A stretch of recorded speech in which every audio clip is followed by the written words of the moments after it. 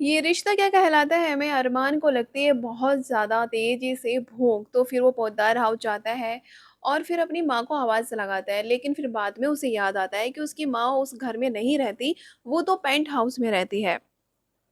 फिर वो मनीषा को आवाज़ लगाने लगता है, लेकिन क्या होता है कि दादी साहब बाहर आती है निकल के और फिर वो समझ जाती है कि अरमान को भूख लगी है और फिर वो खाना लेकर के आती है और अरमान को वहीं बिठा करके अपने हाथों से उसे खाना खिलाती है।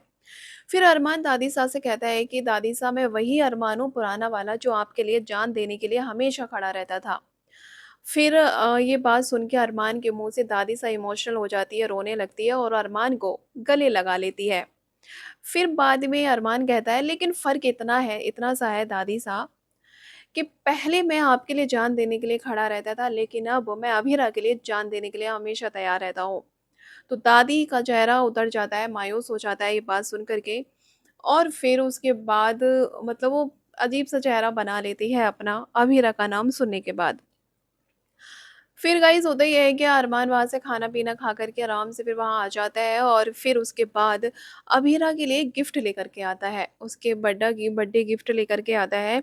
पहले तो अभीरा मतलब अरमान से गिफ्ट लेने के लिए मना कर देती है, लेकिन बाद में जब वो देखती है कि उसके गिफ्ट में जो उसकी माँ की तस्वीर दे रहा है अरमान, तो अभीरा खुश हो जाती है और फिर वो खुशी-खुशी उस गिफ्ट को ले लेती है। अरमान को थैंक यू बोलती है और बहुत ज़्यादा खुश होती है और अरमान भी मतलब खुश होता है उसे देख कर के और फिर अभीरा कहती है थैंक यू सो मच खड़ूसमान, यानी कि बहुत दिनों बाद खड़ूसमान कह के बुलाया था अरमान को अभीरा ने। तो ये सुन कर के अरमान बहुत खुश होता है, खुशी-खुशी से एक दोनों दोनों जो है एक-दूसरे को मतलब गले लगा लेते हैं।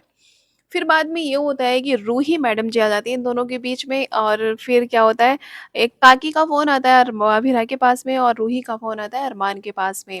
फिर ये दोनों जाते हैं पुलिस स्टेशन और वहाँ जाके ये अपने-अपने क्लाइंट से बात करते हैं और फिर उसके बाद होता ये है कि ये लोग कोर्ट जाते हैं, कोर्ट के बाहर में अरमान अभिरा से केस के सिलसिले में सेटलमेंट करने की बात करता है, लेकिन अभिरा नहीं मानती, मना कर देती है और फिर अरमान जो है भड़क जाता है। और कोर्ट में केस लड़ने के लिए मतलब तैयार हो जाता है और उसके बाद जब घर में माधव को जो उसकी माँ है उसको पता चलता है, विद्या को पता चलता है तो वो सब लोग उसको समझाते हैं अरमान को कि अपनी पर्सनल लाइफ और प्रोफेशनल लाइफ को अलग-अलग रखे, इस तरह की प्रॉब्लम क्रिएट ना करे, अच्छे से शांत मन से काम को अच्छे से हैंडल करें, इस टाइप से वो उनको समझाते हैं। तो गाइस देखते हैं आगे क्या-क्या होता है और क्या-क्या हमें देखने के लिए मिलने वाला है।